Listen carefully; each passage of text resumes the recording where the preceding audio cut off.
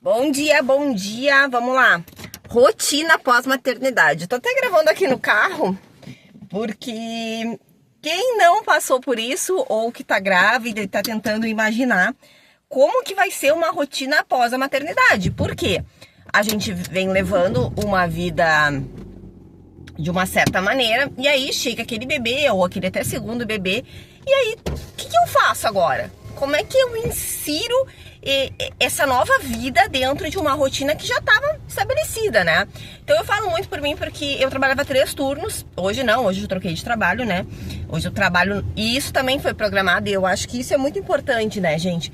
Quando possível, que nem sempre é, quando você for planejar uma gestação, já planejar a sua carreira intercalado para aquelas mulheres que trabalham.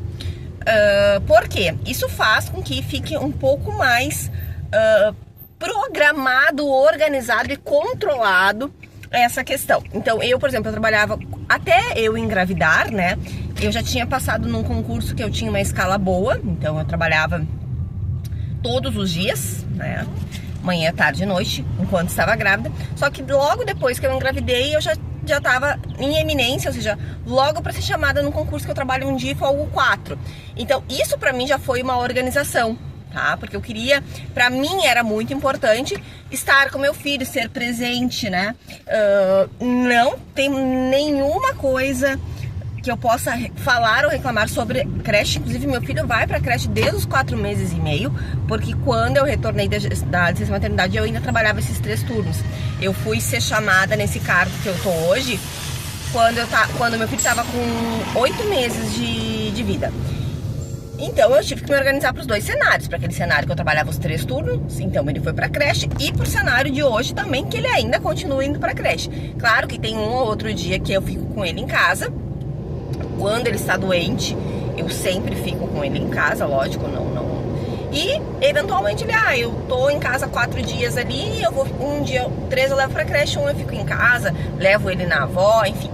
Mas a questão é, como que a gente organiza essa rotina, essa nova vida, para receber essa criança, para que não fique tão bagunçado, né? Então, eu recebo muito esse tipo de cenário do tipo: Priscila, nasceu meu filho, eu me perdi, eu não tenho mais controle de nada. Eu ainda sinto isso, tá, gente? E isso é bem comum, porque a gente vai lá, faz um cronograma lá pra semana, daqui a pouco a criança fica doente. A gente vai lá, faz um cronograma durante a semana, daqui a pouco a creche tem um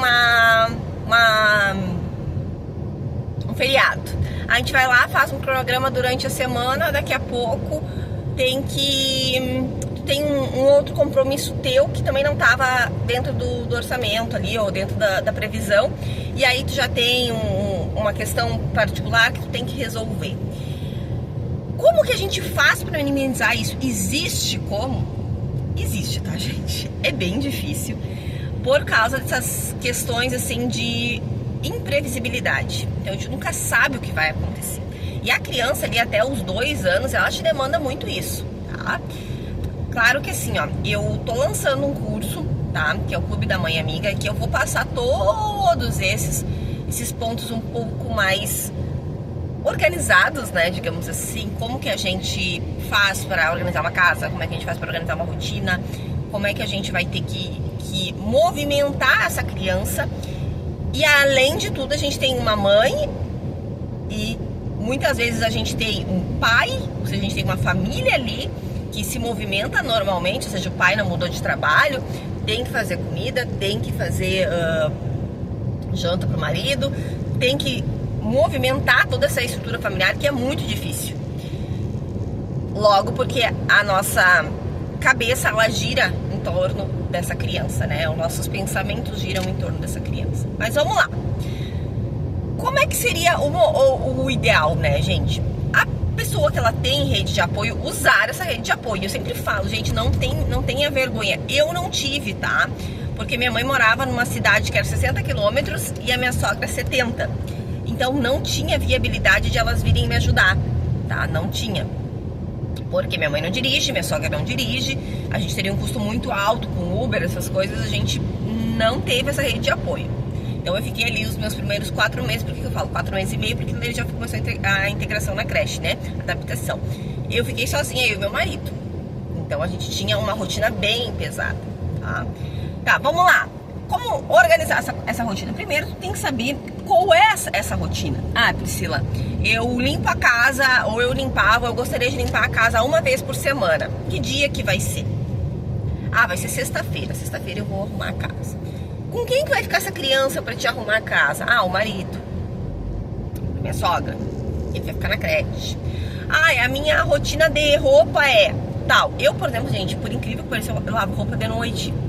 Porque o meu filho ele já tá numa idade que ele aperta os botões da máquina, então não é viável para mim ficar lavando roupa durante o dia, é muito difícil. Então eu coloco a roupa para lavar, sim, mesmo com barulho. Então foi uma coisa que a gente teve que se adaptar. A gente fecha um pouco mais a porta ali, encosta, não muito, mas encosta um pouco para que esse barulho seja um pouco mais abafado. Por quê? Porque eu tenho que ganhar tempo também durante a noite. Eu acho que isso é importante. O que você vai fazer durante a noite? Ai, Priscila, eu vou de noite, depois que ele dorme, que a criança dorme. Ai, vai ser um momento que eu vou dar uma ajeitada na casa, passar um pano na casa. Ai, vou recolher o lixo. Então a gente tem que pensar em estratégias para que quando essa criança esteja dormindo, o tempo seja útil, tá? Então, o que eu utilizo muito? Dos períodos que ele tá na creche. Então, os períodos que ele tá na creche, o que?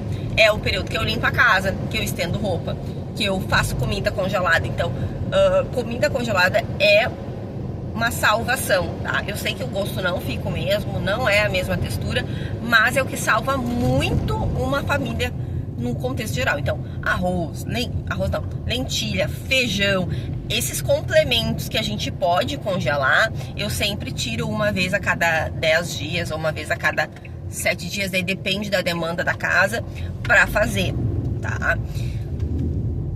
Por quê? Porque isso facilita muito. Além disso, eu também tenho as organizações dos dias de maior desconto no mercado, porque a criança vem e o custo aumenta. Então, para aquela mãe não ter aquele desgaste que é natural, ah, meu Deus, aumentou muitos custos, a gente tem que ter uma organização para o dia da feira, o dia da carne, e tentar se organizar nisso. Ah, Priscila, eu não consigo ir toda semana na feira ou toda semana. Ok, é bem possível que seja bem difícil, né? Mas na carne dá pra você se organizar ali. Ah, por exemplo, aqui no Rio Grande do Sul tem um mercado que eu gosto muito, que a carne é muito boa. E ele é toda sexta-feira. Então, às vezes, o que eu faço? Eu vou 2 sexta-feiras no mês e compro carne para aqueles 15 dias. Ou eu aproveito que a gente tem também aqui um mercado muito forte, que ele tem um primeiro final de semana do mês, é um atacadão, que ele tem aquele que eles chamam, né, de preços arrasadores. Então, aquele final de semana, geralmente eu me organizo pra quê? Pra fazer as compras maiores, tá? O que muda, né? O que muda é que antigamente, quando não tínhamos filhos, a gente poderia fazer isso a qualquer momento, dormir a qualquer momento, acordar a qualquer momento. Então, esse tipo de organização, ele vai se estruturando também conforme as demandas da criança vão reduzindo. Então, o meu filho, até 4 meses que ele não tinha nada de introdução alimentar, a rotina era bem mais pesada porque ele só estava no peito, ele não queria mamadeira.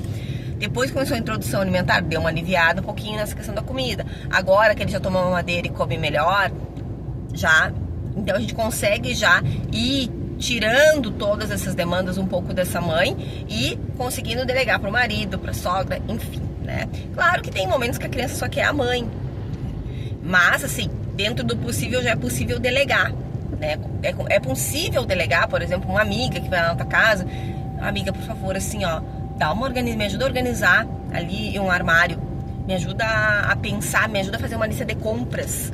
Ai, amiga, pelo amor de Deus, me ajuda ali a pensar numa melhor estratégia. A criança já tá engatinhando, já tá caminhando. Claro que eu sempre falo, né, a gente sempre tem que pensar tudo, toda a casa ela tem que ser estruturada pra criança não se machucar. Isso é um outro ponto, né, que a criança vai crescendo e as demandas vão alterando, elas não vão reduzindo. Agora, por exemplo, meu filho tá começando a pensar no desfraude. Então eu sei que o custo da fralda vai reduzir. Eu não precisei comprar fralda porque eu fiz muito chá de fraldas. Comprei pouquíssima fralda.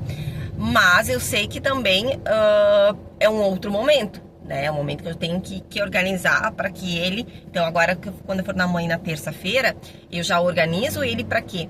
Para que ele... Para trazer os segmentos ali para ele começar a fazer o desfraude, né? Então essa organização ela vai depender muito também da mente, da organização daquela mãe, que essa mãe consiga fazer um mapeamento novo. Tá certo, gente? Um forte abraço!